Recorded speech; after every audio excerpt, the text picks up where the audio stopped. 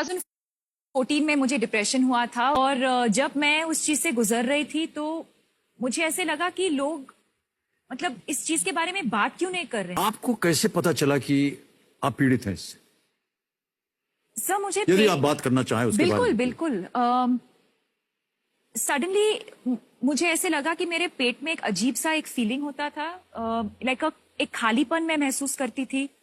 मुझे ऐसे लगता था कि मुझे काम पे नहीं जाना है, मैं किसी को मिलना नहीं चाहती थी, मैं बाहर नहीं जाना चाहती थी, मैं कुछ नहीं करना चाहती थी। काफी बार I don't know if I should say this but जीने की जो I didn't feel like living anymore. I felt like I had no purpose और मैं बार बार रो पड़ती थी। तो जैसे मैं सीन करती हूँ, मैं हैप्पी न्यू ईयर के लिए मैं शूट कर रही थी और जैसे ही शॉट खत्म होता था मैं वैन में जाके मैं रोती थी।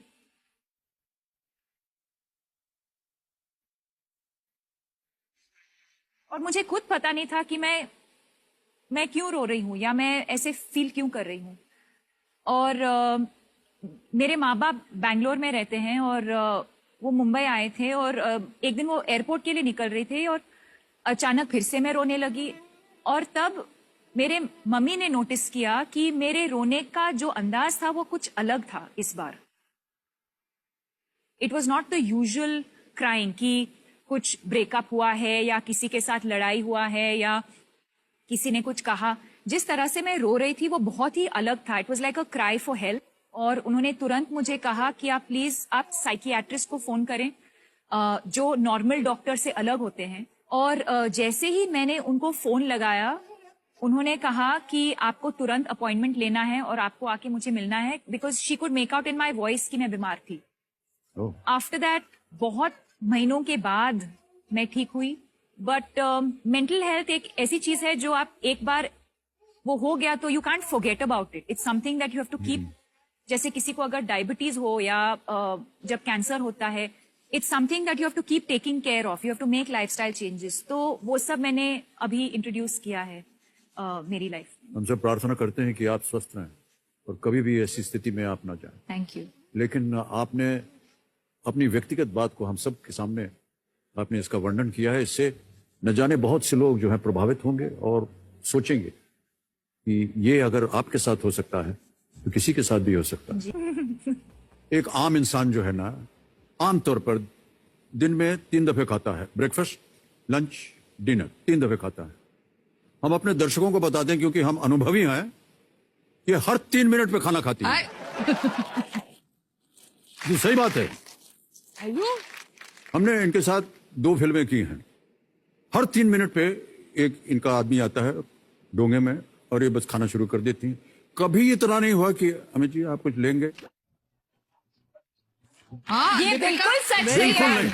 मैं अभी कहने वाली थी कि मैं हमेशा मेरा खाना जब भी मैं डब्बा खोलती थी तो अमित जी आके क्या खा रहे हो, क्या खा रहे हो, क्या खा रहे हो, और पूरा मेरा डब्बा फिनिश करते थे। और इसलिए मुझे हर 3 मिनट में मुझे खाना पड़ता था। हमने क्या कहते, देखिए इस कार्यक्रम में झूठ बोलना अलाउड नहीं है। हर 3 मिनट पे सुनिए, हर 3 मिनट पे कोई एक कटोरा लेकर के आ जाएगा तो मैं तो जानना चाहूंगा ना ये क्या हुआ।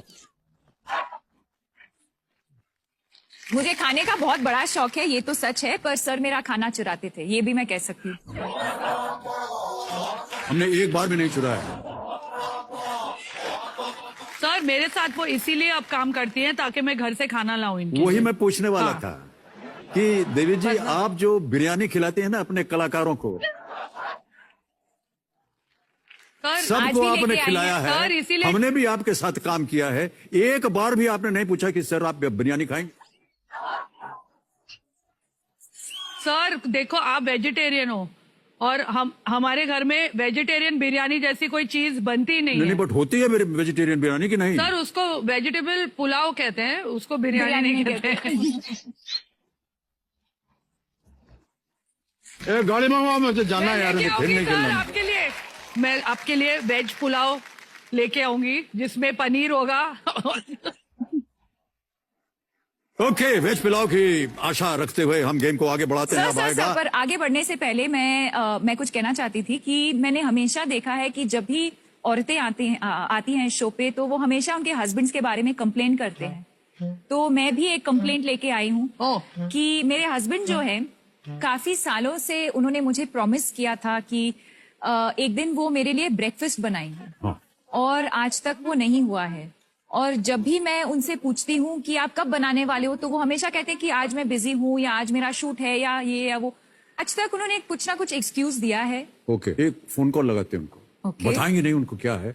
ओके। ऐसे ही फोन कॉल लगाते अरे, हैं, देखते है ना। I love Ranveer, computer ji, please। Ranveer से बात हो सकती है क्या? सो रहे होंगे हाँ? अभी? आपको कैसे मालूम कि सो रहे हैं? पता नहीं, या शूट पे होंगे, पता नहीं। हेलो रणवीर।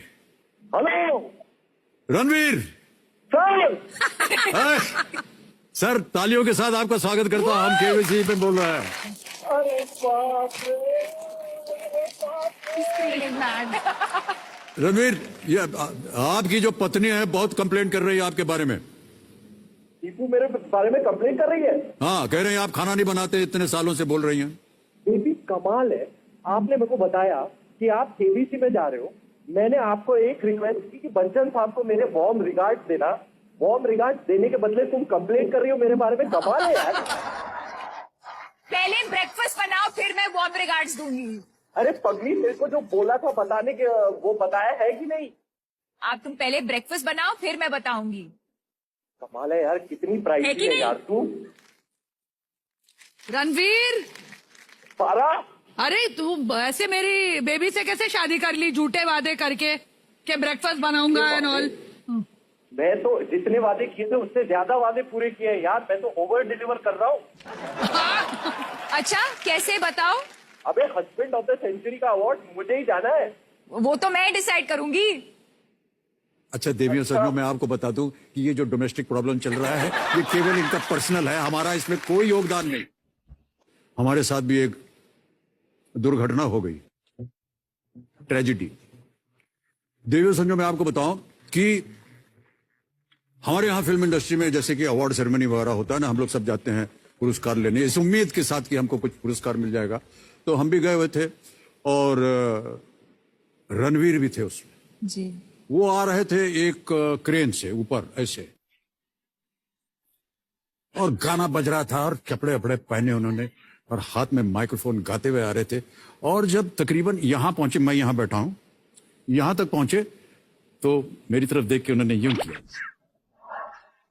हो सकता है कि शायद वो कह रहे मुझे भी ऐसा करो, तो मैंने भी ऐसे किया। तो उसके बाद उन्होंने फिर ऐसे किया, तो मैंने भी फिर से ऐसे किया। फिर उसके बाद उन्होंने अपना जो माइक्रोफोन था वैसे फेंक दिया,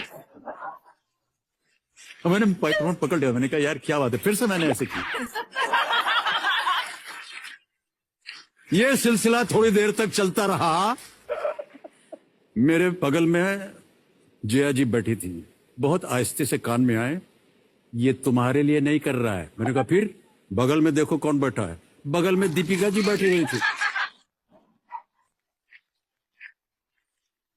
ये सब जो था ये तब चल रहा था और तब इनका ब्याह नहीं हुआ था। Ranveer, am I right or wrong? Sir, you are absolutely right. I remember this ever so clearly. आप बैठे थे और आपके बगल में मेरी धर्मपत्नी बैठी थी। मैंने कहा क्या बात है यार। तब धर्मपत्नी नहीं